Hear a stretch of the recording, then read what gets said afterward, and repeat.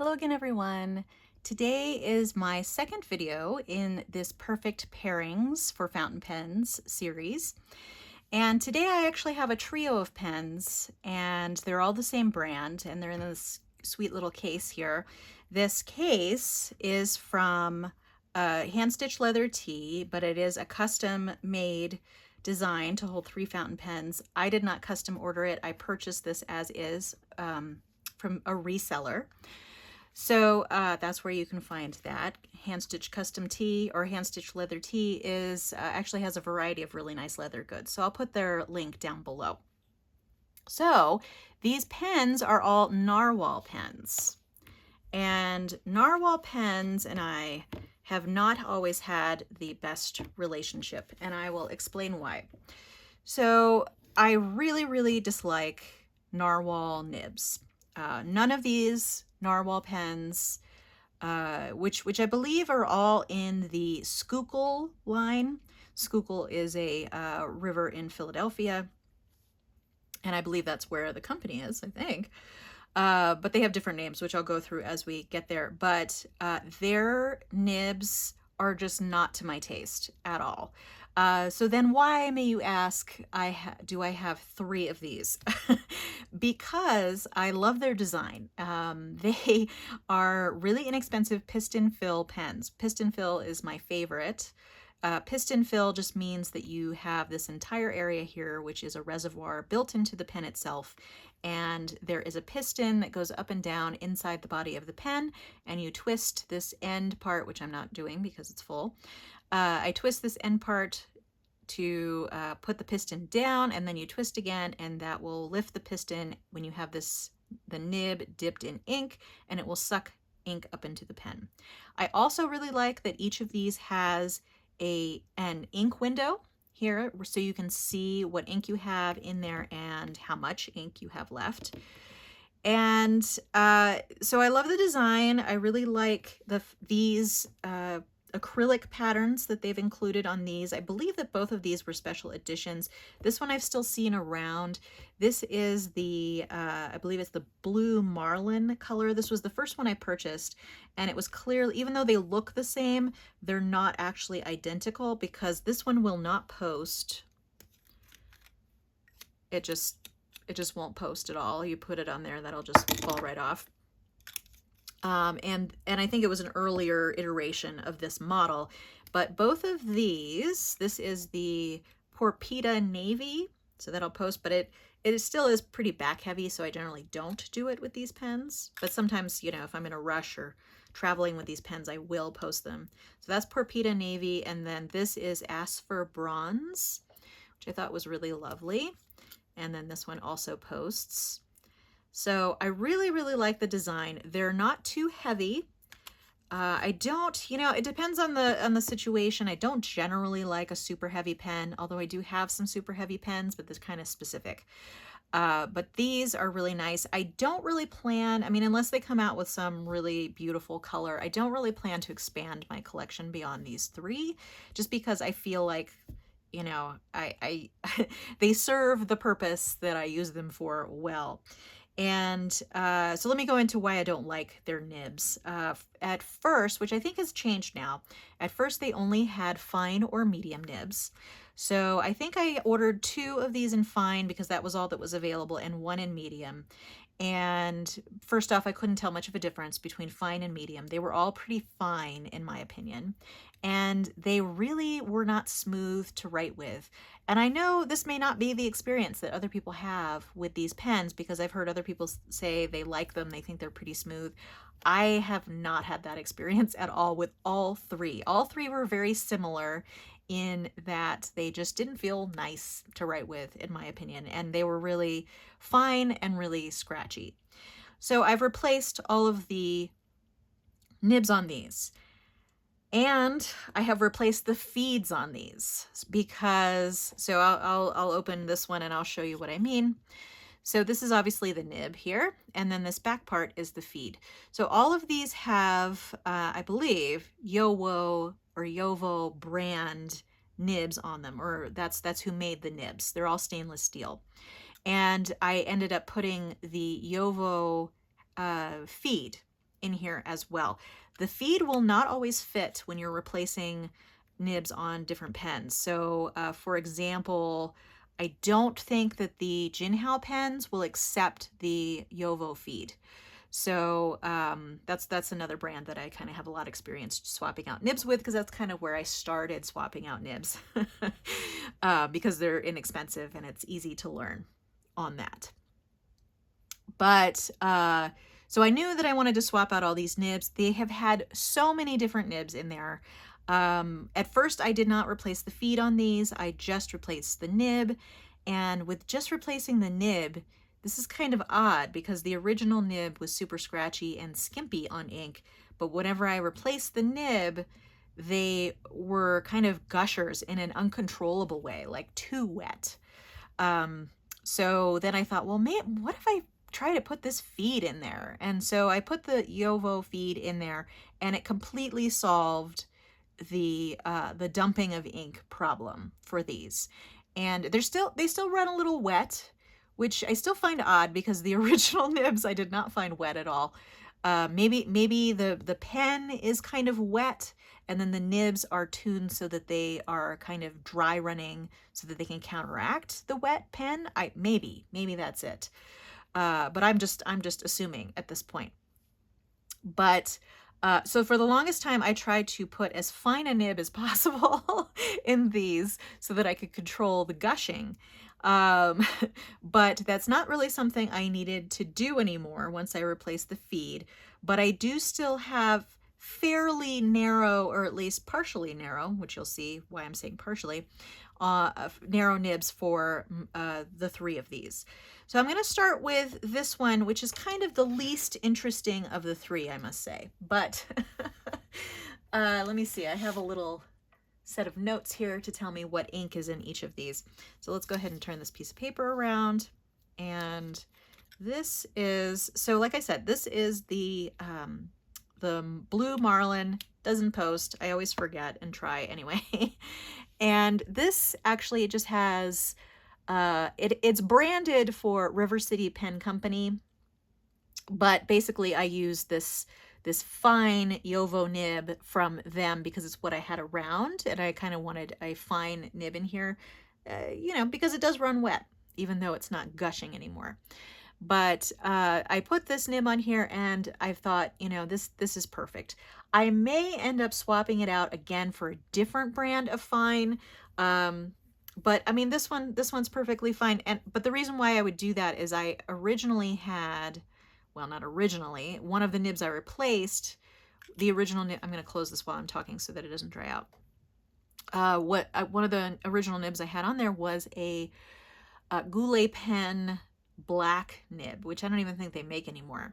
And I really liked the black nib with this. So if I can get another fine black nib, I might replace this one just because I like the look of that a little bit better than the stainless steel. But as far as this writes, it writes super, super well with this pen. And even with the replacement nib, I mean, obviously this was a spare nib that I had laying around, but even if you spend, was it $12 or $15 for a Goulet nib to put on here? The Goulet nibs do run wet, by the way, I'll tell you that. But even if you do add that, you're still not getting up to, you know, a crazily priced pen. So I'm going to put up here Narwhal, because they're all Narwhal. And then this is the blue Marlin with a, I'm just going to say, River City Pen Company fine nib, but this is made by Yovo. And then the ink that I have in here is Diamine Pelham Blue, which is a pretty wet ink also. But I do like how this particular, actually let me zoom in a little bit so you can see that a little better. It's kind of small for you. So I do like this color and how it pairs with this pen. I don't think it's an exact match to the color, but I think it does pair well. And it does, even though this is a fine, I would say that it still writes a little broader than a normal fine because of how wet this pen is. But this is an improvement over what it was before I changed the feed. Before I changed the feed, it would be basically like a river coming out of my pen. It wouldn't splotch, but it would definitely, it would take forever to dry because it would just dump a ton of ink on the page. I could control it, but it still was just too wet. So, but this combination is really, really great. All right, going on to the next one. This is the, make sure you can see now. This is the Porpita Navy.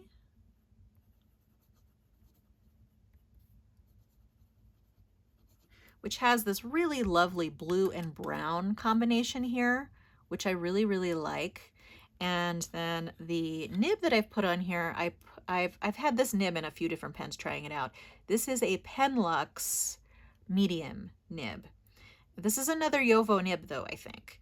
So it's gold colored to match the trim. That's kind of why I tried it in this pen, but it writes really, really well. This is a very well-tuned nib. It came with a Penlux pen that I have, which I've since swapped out the nib on that, but it's tuned very well. And I love it as a combination with this pen. So with a Penlux, and this is a size 6 nibs, and all of these are size 6 nibs, just FYI. With a Penlux medium nib, which again, I think is Yovo. I'm pretty sure. And then this is another Diamine ink. This is Diamine Desert Burst. I really love this Desert Burst ink. And this one I do think is almost an exact match for the brown in this pen, which is why I really, really like it. I like the fact, even though it has blue in the color of the pen, I can still put a brown ink in here and it will be essentially, in my mind, matchy-matchy. Oh, and you may see these little washi tape things here. I've just noted which nibs I have on which pens with washi tape.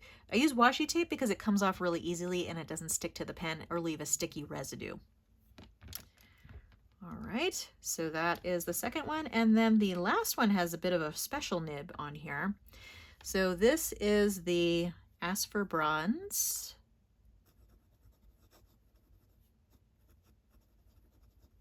As you can see, this is quite a bit finer of a line than the last one. And this nib is a specialty grind from Pen Realm, which is a reverse architect, which I think is also called an engineering nib. So on the regular side of the nib, it has a very fine line, which could be called extra fine, I suppose, maybe even a little finer than an extra fine. And then on the reverse side, it writes like a medium architect. So because this is a medium nib, I will write with the other side of the nib for the ink. So this is a Pen Realm reverse architect.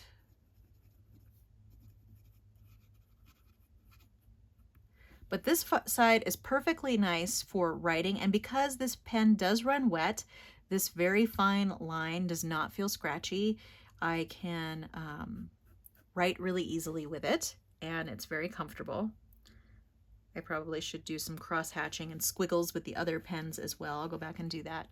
Uh-oh, I lost my, okay, there we go. I lost my video where I was seeing myself or seeing my hands, because if I can't see me, I might make it so that you can't see what I'm doing. All right, and then we're gonna go to the reverse side, because this is, what did I have in here? Robert Oster. Robert Oster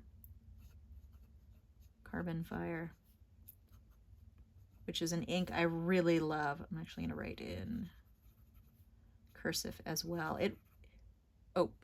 Carbon Fire. It works really well as a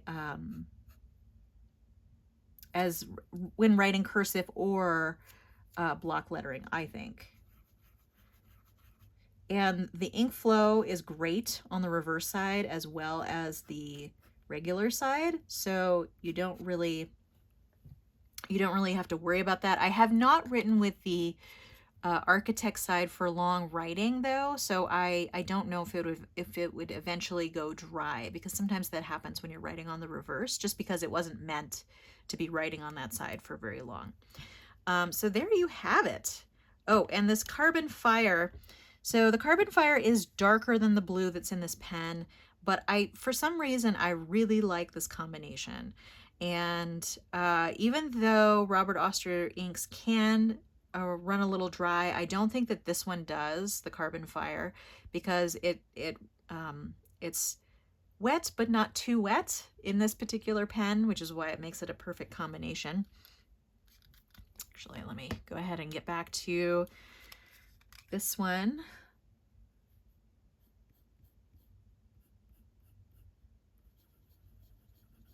I love this Desert Burst ink. It is so smooth. In almost all the pens I have it in, it really improves the flow of a nib. And I really like the shading quality that it has, and I don't know, it's just like a perfect shade of brown in my opinion. And then here we have that fine nib, which is also super smooth. This Pelham Blue, which is in the same collection as the Desert Burst, they're part of the Guitar series, which has been discontinued, but I've still seen it out there. It is also a fairly wet running ink, but it again is just so smooth and wonderful to write with. All right, well, there you go. There's another perfect pairings video. I'm going to zoom out a little bit so you can see all of those in context there. And at the end of the day, I do think that I would recommend Narwhal pens, mostly because they are fairly inexpensive for what you get, basically a piston-filled pen. I would say as far as the filling mechanism, they're comparable to TWSBI's. And I think their piston actually runs a little smoother than some TWSBI's, certainly the TWSBI Eco. But I would recommend them. And I think they've now started to offer a little bit of a wider variety of nib sizes. At least they have on their cartridge converter pens that they recently released, which I have not tried. So I don't know if those are going to be a little bit better and maybe, you know, or at least more to my tastes. But, you know, try the original nib, see if you like it. And if not, it's really easy to go to some place like Goulet Pens, just because you can get a nib without the housing or the nib unit at Goulet Pens. The only thing is, if you replace the nib without the feed, I'm trying to figure out which part of the nib I'm talking about, without the feed, it may run a little wet. So I would get a fine, especially from Goulet. I mean, maybe even an extra fine from Goulet, because they do tend to run wet. But I think that would probably do you well if you thought that the original Narwhal nibs were too scratchy, because Goulet nibs are always really super smooth. And this one I did actually smooth up a little bit. It was probably a little bit scratchier than my liking. I did try tuning the Narwhal nibs, the original nibs actually, and I just could not. I couldn't get anything out of them. I mean, I would smooth it for, you know, I'd be really careful. I'd smooth a little, then right, smooth a little, then right, and do that. And it was like an hour I would do that. And by that point, I had smoothed quite a bit. And with any other nib, at that point, it would be, you know, glass smooth. But those, for whatever reason, I don't know what's going on with them. So I think they're in-house made too, which is kind of interesting. But anyway, if you had any questions about narwhals or any of these combinations, feel free to ask and I'll answer when I can. If you enjoyed this video, give it a like. Feel free to subscribe to my channel to keep track of future videos, and I hope to see you next time. But in the meantime, have a great day. Thanks so much. Bye.